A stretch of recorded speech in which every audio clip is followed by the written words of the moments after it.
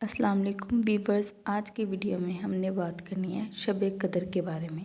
شب قدر جسے لیلۃ القدر بھی کہا جاتا ہے۔ اگر آپ میرے چینل پر نیو ہیں تو آپ میرا چینل سبسکرائب کریں تاکہ آپ کو ہر طرح کی انفارمیٹیو ویڈیو ملتی رہے، اور ساتھ ہی ساتھ میں میری ویڈیو کو لائک ضرور کیجیے گا اور کومنٹ باکس میں ایک اچھا سا کمنٹ ضرور کیجیے۔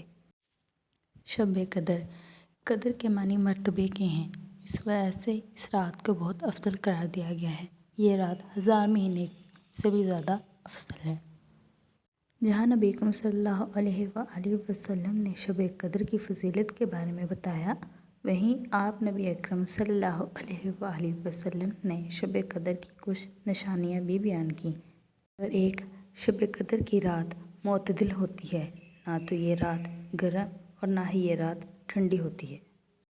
نمبر 2، اس رات بارش بھی ہو سکتی ہے۔ اس رات کی صبح سورج کی روشنی کمزور اور سرخی مائل ہوتی ہے۔ نبی اکرم صلی اللہ علیہ وآلہ وسلم نے فرمایا، شب قدر کو رمضان المبارک کے آخری عشرے کی طاق راتوں میں تلاش کرو، یعنی کہ 21ویں، 25ویں، 23ویں یا پھر 27ویں۔ اس رات نماز باجماعت ادا کریں، نفل نماز ادا کریں اور صدقہ دیں۔